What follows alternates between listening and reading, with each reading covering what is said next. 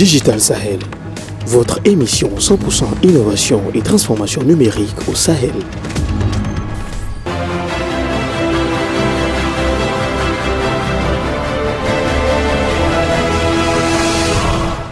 Bonsoir à toutes et à tous, ravi de vous retrouver à nouveau dans votre émission Digital Sahel.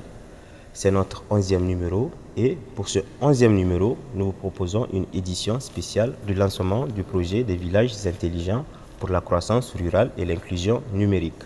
Alors, Digital Sahel y était présent. Nous avons couvert les coulisses de cet atelier que je vous invite à suivre.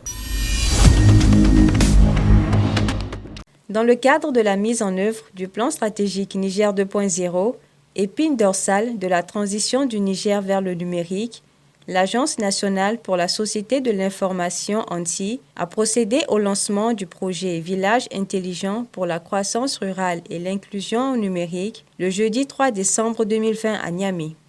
Lancement tenu en marge d'un atelier portant sur le thème « La connectivité haut débit et la finance numérique au service des populations rurales au Niger ». Le projet a pour objectif d'accroître l'accès aux services de téléphonie large bande et à apporter des services financiers numériques dans certaines zones rurales sous des services du Niger. Le projet Village intelligent vise à améliorer l'accès aux services de téléphonie mobile à haut débit dans les zones rurales desservies et à apporter des services financiers numériques dans certaines zones identifiées. Ce projet sera exécuté sur une période de 6 ans, allant de octobre 2020 à octobre 2026. Enfin, le projet s'aligne entièrement sur le cadre de partenariat pays CPP pour la période comprise en 2018 et 2022, dont l'objectif principal est d'aider à sauvegarder et accélérer le développement économique et social du Niger en s'attaquant aux contraintes de la croissance démographique insoutenable et à d'autres facteurs de fragilité. La création de villages intelligents est une approche globale et inclusive de la transformation numérique en zone rurale en vue d'atteindre les objectifs de développement durable ODD dans les communautés isolées et mal desservies. Cette approche est celle choisie par le gouvernement du Niger qui a lancé en 2019 à travers l'ANSSI et ses partenaires techniques et financiers le projet dynamique de village intelligent au service de la croissance et de l'inclusion numérique en zone rurale. Cette initiative contribuera à déployer des infrastructures numériques plus résilientes et à susciter des innovations pour développer l'accès des citoyens à des services sociaux essentiels, tout en améliorant leur bien-être, y compris dans les zones les plus pauvres et les plus fragiles. Autrement dit, la mise en œuvre de ce projet permettra à notre pays d'exploiter son potentiel numérique au service du développement. Il permettra aussi aux citoyens d'accéder aux services de téléphonie mobile, à de l'Internet de haute qualité et à faible coût, partout au Niger. À terme, ce projet facilitera l'émergence d'une économie numérique, de la croissance, de l'innovation et de la création d'emplois, sans oublier le développement des services publics en ligne. Au vu des difficultés provoquées par la pandémie de la COVID-19, le projet Village intelligent va accélérer l'adoption des paiements mobiles pour réduire les transactions en liquide, moins sûres et susceptibles de contribuer à la propagation du virus. D'un montant global de 100 millions de dollars américains, soit près de 58 milliards de francs CFA accordés et financés le 15 juillet 2020 par la Banque mondiale, le projet des villages intelligents desservira 2111 villages et profitera à plus de 1,2 million de Nigériens vivant en zone reculée. Nous sommes déterminés à travailler avec le Niger pour promouvoir notre objectif commun d'intégration de la prospérité humaine. Ce projet est une source d'espoir pour les jeunes, les femmes, les PME et tous les acteurs de l'écosystème d'éthique ciblés par le projet. Je suis certain que les experts du projet pourront mener à long terme les activités du projet, ce qui nous permettra de nous tourner vers l'objectif du développement numérique et de la prospérité à l'horizon 2030 avec confiance et détermination et assurer un meilleur lendemain aux communautés locales. Cette rencontre a permis de mieux édifier les participants et l'ensemble des Nigériens notamment à travers la presse conviée à cette occasion, sur le concept du projet et les impacts qu'il aura sur la vie sociale et économique de la population. Dans quel contexte ce projet est né? Quelles sont les étapes principales depuis l'idée du projet jusqu'à l'évaluation et ensuite la mise en vigueur? Donc il y a des défis, comme vous le savez, des défis majeurs qui concernent le développement du numérique au Niger. Premièrement, on peut noter la disparité entre la couverture des zones rurales et urbaines, exactement comme l'électricité. Il y a aussi une disparité qu'on a constatée entre les hommes et les femmes, donc ça aussi c'est à prendre en compte. Et il faut savoir effectivement que l'écrasante majorité de la population vit en zone rurale. Globalement, le processus a commencé pratiquement depuis janvier 2018 et il s'est achevé avec l'entrée en vigueur du projet le 21 octobre 2020. L'agence d'exécution, c'est l'ANSSI. Donc le financement est constitué 50-50, exactement 50% comme c'est 100 millions de dollars. Donc 50 millions en dons et puis 50 millions en prêts, donc un crédit sur 30 ans.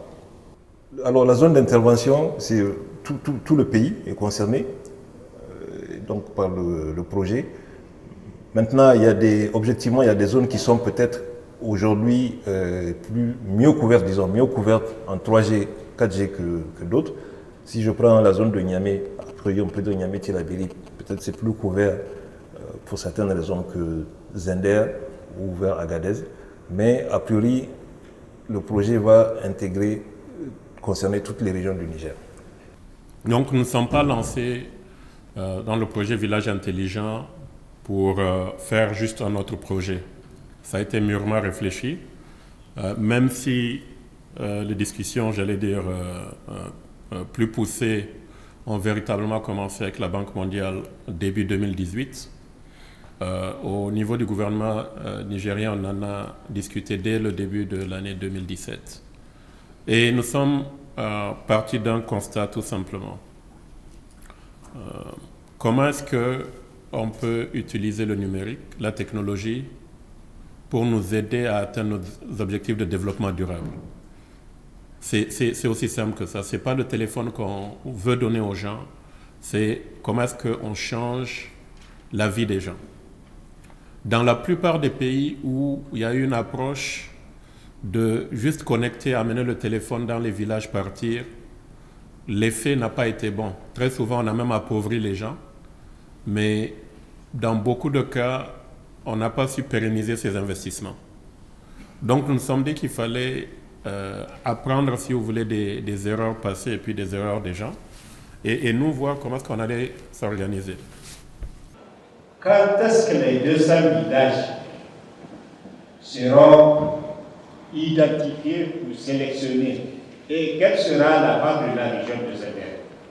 Et effectivement, Zender aussi, c'est une des zones les plus denses en termes de population. Donc forcément, tout le Niger, Zender étant dans le Niger, Zender est intéressé à 100% dans le cadre de ce projet-là. En ce qui concerne spécifiquement les 200 villages pilotes qui vont être donc mis en place en première année, les études sont déjà, disons, en phase initiale. Les appels à manifestation d'intérêt sont partis. Et donc nous espérons vraiment que d'ici fin février, raisonnablement, au plus tard en tout cas fin mars, on aura une vision claire sur tous les villages potentiels, sur les 200 villages qui pourraient être sélectionnés et sur la meilleure approche pour y arriver. Je voudrais savoir concernant la phase opérationnelle du projet, c'est-à-dire c'est avec les opérateurs que vous comptez le faire ou bien vous allez aussi investir dans les infrastructures. Ce sera un appel d'offres complètement ouvert, mais la réalité effectivement c'est ça. Les opérateurs sont là depuis 10-15 ans, ils ont participé au fonds d'accès universel, ils sont déjà sur le terrain. Donc je crois que c'est tout à fait naturel qu'ils soient les partenaires privilégiés, mais pas eux seulement, dans le cadre de ce projet-là. Quand on avait lancé le programme Village Intelligent, les premières réactions n'étaient pas bonnes. J'ai vu sur les réseaux sociaux justement des gens qui disent « mais lui, le président, là, on n'a même pas une bonne connexion à Niamey, il veut connecter les villages. » Parce que nous, dans notre tête, on pense que ceux qui sont à Niamey sont plus que ceux qui sont ailleurs. Ça, c'est déjà un. Et puis ceux qui sont à Niamey, en fait, tous ceux qui pensent, c'est que s'il y a Internet, c'est pour qu'ils aillent sur les réseaux sociaux. Nous, on s'est dit non. Pour nous, Internet, c'est un instrument de travail. Celui qui veut aller sur les réseaux sociaux et s'amuser, il peut le faire, mais il va payer pour ça. Nous, en tant qu'État, on ne va pas donner cela gratuitement aux gens. Mais ce qu'on veut faire, c'est en amenant la connexion dans ces villages. C'est pour ça que j'ai insisté, en plus de la connexion et de l'inclusion, qu'il y avait d'autres services qu'on voulait amener. Et surtout, nous, on veut mettre l'accent sur ce que vous avez dit. Même au niveau de l'inclusion financière, c'est quoi? C'est permettre aux gens d'avoir accès à des plateformes pour pouvoir vendre leurs produits. Parce que c'est de ça qu'il s'agit. Pour que les jeunes restent au village, vous avez parlé de création d'emplois dans les villages, n'est-ce pas? Donc c'est sur ça qu'on veut se focaliser. Et pour que cela se fasse, on a besoin de l'inclusion financière, l'inclusion numérique en fait. D'accord? Et pour qu'ils restent dans le village, on a besoin qu'ils soient formés. Même si c'est un paysan, qu'est-ce qu'on veut? On veut par exemple qu'il soit formé sur peut-être des meilleures techniques pour mieux cultiver ce qu'il cultive. Qu'il ait accès par exemple à la météo agricole. Qu'il ait accès par exemple à tout ce que le RECA et les autres ont comme base de données, n'est-ce pas? Qui va leur permettre de savoir s'il y a des maladies par exemple au niveau des plants, qui puissent avoir rapidement une solution pour cela. Et donc, c'est ces formations qu'on veut pouvoir faire. Le projet des villages intelligents rassemble toutes les parties prenantes dans un cadre de coordination efficace dans lequel toutes les entités publiques ou privées impliquées apportent une contribution utile aux mécanismes innovants en matière de gouvernance et d'investissement. C'est un projet participatif. C'est un projet qui va nous permettre, en tout cas, d'avoir la proximité de toutes les différentes activités au niveau d'un village. Parce que quand on parle des villages intelligents, des villages connectés, il faut voir toutes les différentes activités qui sont au niveau du village de manière quotidienne.